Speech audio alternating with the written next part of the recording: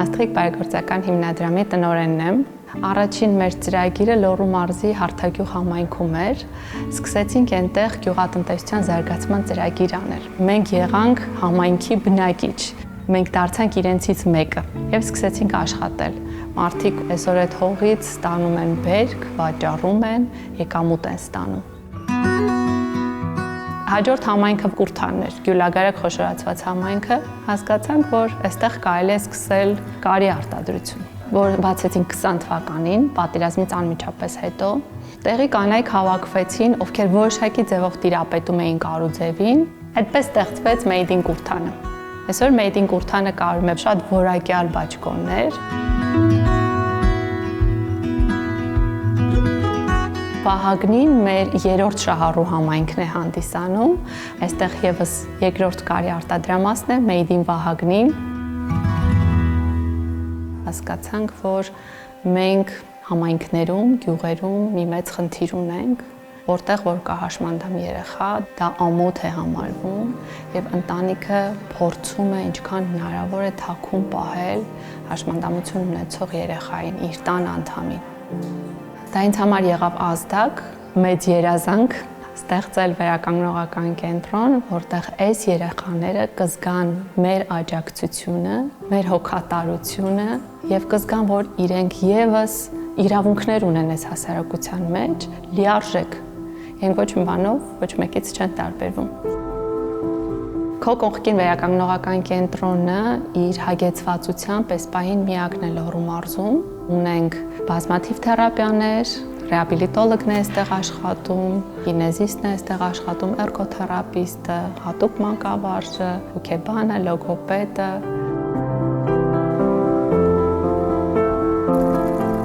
Մեր համայնքի բնակիչները պետք է ուզեն գեղեցիկ տարածքներ ունենան, բարեկեցիկ բնակավայրեր ունենան։ Եթե վատ են ապրում, ուրեմն իրենք պետք է գտնեն պատճառները, ինչի են վատ ապրում։ Դա ամենակարևոր բանն է, որ մենք փորձում ենք իրենց տալ այդ ինֆորմացիան, մոտիվացիան։ Մենք փորձում ենք կանգնենք համայնքների կողքին եւ իրենց ներուժը ճիշտ օգտագործենք։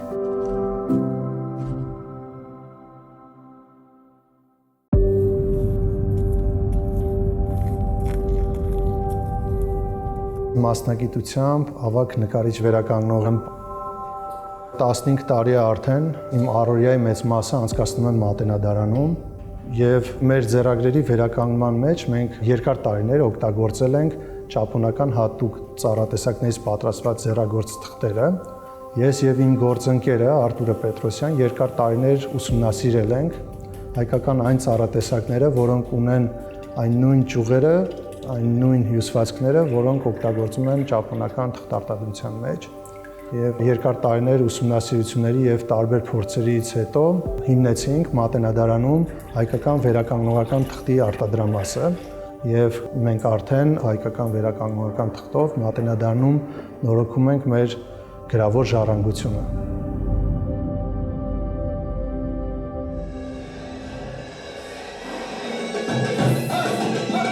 Երբ ընդունվեցի Մատենադարան, գրեթե զուգահեռաբար ստեղծվեց Արեգավանդական երկիպարի համույթը, արդեն շուրջ 13-14 տարի գործում է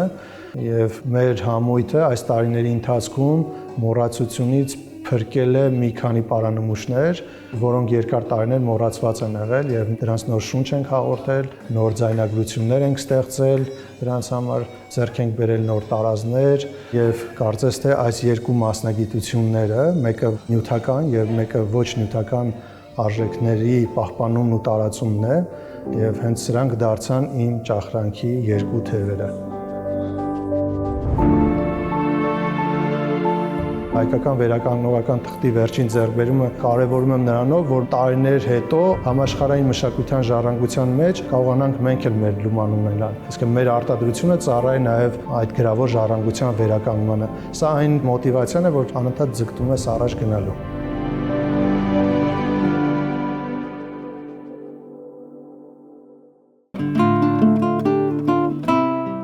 Գիտարի ուսուցիչ եմ, նաև հեղինակ, կատարող եւ գիտարագործ վարպետ։ Պատրաստում եմ դասական ֆլամենկո ոճի գիտարներ մեր հայկական փայտերից։ Արդյունքը ցույց է տվել, որ իմ ստեղծած գիտարները նվագել են։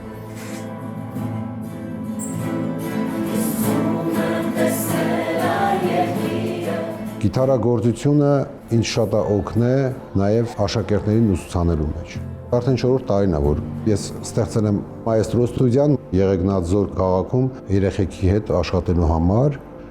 Այսօր ունեմ արդեն 80-ից ավել աշակերտներ։ Ոչ միայն սովորում ենք ստուդիայում գիտար նվագել,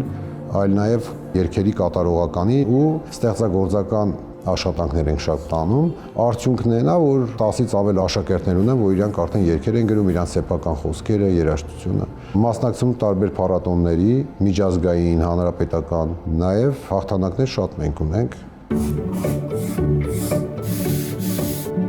Ցանկացած վարպետի գործիք ունի հոգի։ Գիտարագործությունը ինձ համար ուղղակի արհեստ կամ արվեստ չի։ Ոնց որ կյանքի լեզուն լինի։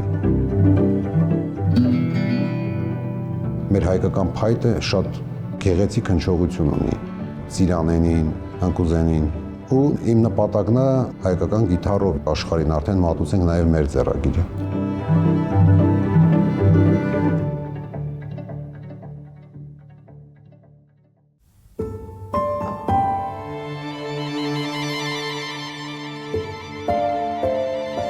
Ես գեղանկարչուհի Աննա Մանգասարյանն եմ, ծնվել, ապրում եւ ստեղծագործում եմ քաղաք Կապանում։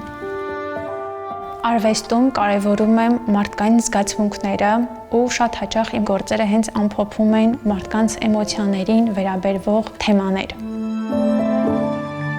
2019 թվականին Կապանում հիմնեցի Մանգասարյան արտ ստուդիոն։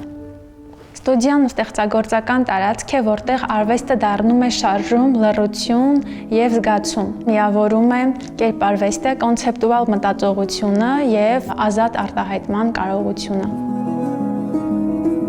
Մեզ մոտ սովորողները բոլորովին ազատ են, թույլատրվում է դասի ընթացքում հանգստանալ, նույնիսկ քնել, սնվել, բայց այդ ամենը չի խանգարում դասապրոցեսի բնականon ընթացքին։ Հանգստանալու ընթացքում սովորողները կարող են գիրք կարդալ, նայել համաշխարհային արվեստի գործեր։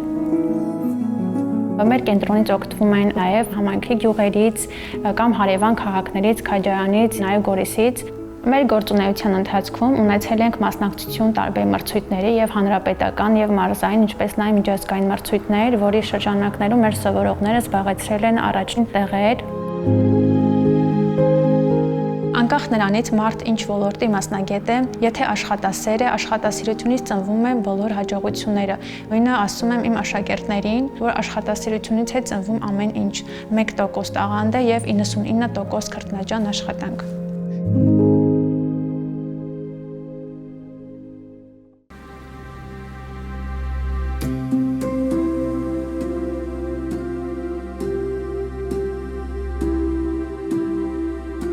Ես Գարիկ Թովմասյանն եմ Դիլիջան քաղաքից։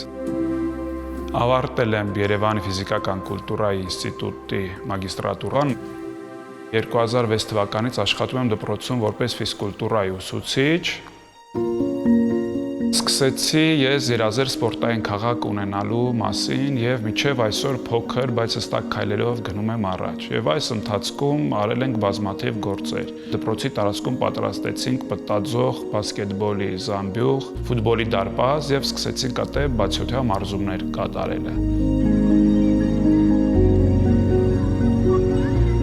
Ես որոշեցի ծննդյան օրերս հստակ ինչ-որ մի բան անեմ։ 41-ամյակիս համար հայտարարեցինք դրամահավաք, այդ գումարով մենք առաջին տարին պատրաստեցինք պտտաձող, երկրորդ տարին բասկետբոլի զամբյուղ եւ ֆուտբոլի դարպասներ, երրորդ տարին գծանշեցինք այդ ամեն ինչը ու դրան զուգահեռ անում էինք մրցաշարեր։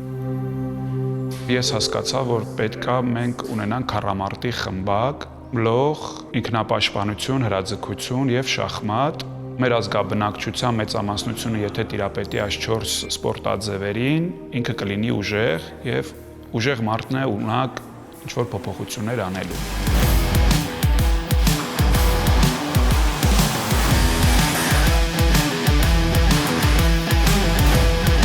Հիմնեցի Դիլիջան ջիմ մարզական ակումբը։ Ունենք սամբոյի խմբակ, փորլիֆտինգի ուժային եռամարտի խմբակ, ֆիթնեսի խմբակ, կանանց եւ աղջիկների, որտեղ մարզիչը իմ կինն է։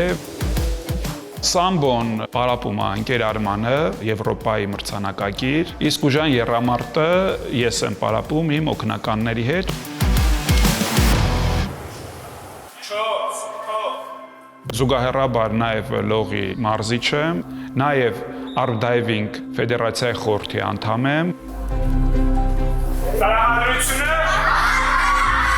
ամենից կարևորը Ես միշտ սիրով եմ գալիս ու մեր կարգախոսը ամենից կարևորը սիրով, տրամադրությունը մարտական։